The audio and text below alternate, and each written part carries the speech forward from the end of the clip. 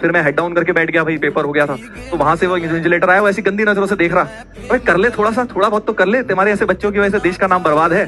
सवा घंटे के बाद ही बैठ गए हो, तुम्हें कुछ आता जाता नहीं है। क्या स्टोरी याद आई, हाँ मैंने जब बोर्ड दे रहा था 12th के बोर्ड, तो हुआ क्या भाई कि आदत तो छूट चुकी थी लिखने की हमारी। 11वीं 12वीं में ये सब ट्रिक ट्रिक खेले थे इतने, है ना। बंसल सर हमें पढ़ाते थे, वैसे ही वो बहुत कम लिखवाते थे, आधी चीजें दिमाग में ऐसे ही बताते थे, तो हम भी यही सब सीख गए 11वीं 12वीं में। फिर हुआ क्या भाई, 10वीं के बाद सीधे 12वीं में बोर्ड दिए, स्कूल तो बीच में गए नहीं हम, डमी डमी खेल रहे थे हम, है ना। तो हुआ क्या भाई कि 12वीं के बोर्ड तो देने जाने थे। अब बोर्ड तो देने चले गए, पर बोर्ड देना भूल गए थे यार कि सब्जेक्टिव पेपर देते कैसे हैं, ध्यान नहीं था 2 साल से, क्योंकि ऑब्जेक्टिव ही हम कर रहे थे ज्यादातर।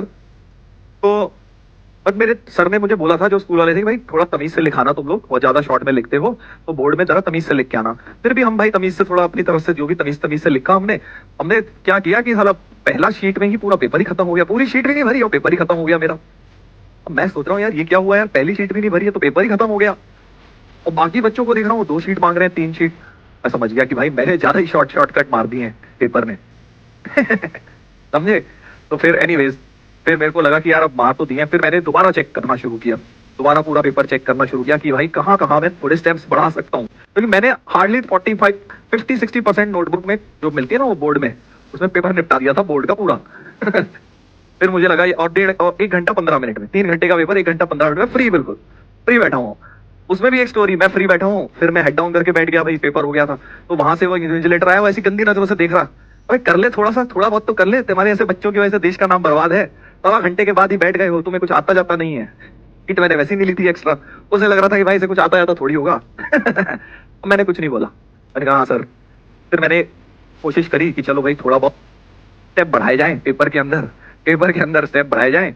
और उसके बाद किसी तरह से पूरी शीट तो मैं भर पाया, 50% को मैंने 100% करा, और जैसे तैसे करके पेपर को बोर्ड को निपटाया। सर मार्क्स कितने आए?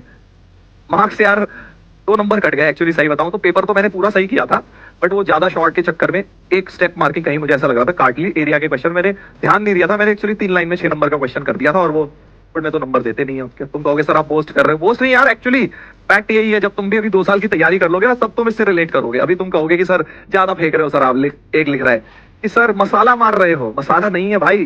2 साल तू तैयारी तो कर, फिर तू भी यही कहेगा। 1.5 घंटा बहुत होता है बोर्ड के लिए, यही के टॉपर्स के लिए। हाँ ठीक है। तो एनीवेज, इस बात से क्या शिक्षा मिली, इस कहानी से तुम्हें ये शिक्षा मिलनी चाहिए कि भाई साहब 11वीं 12वीं में ट्रिक सीखो, बट बोर्ड से पहले थोड़ा 1 आध महीने पहले प्रॉपर तरीके से लिखना सीख लेना, क्योंकि बोर्ड में नहीं तो दिक्कत हो जाएगी।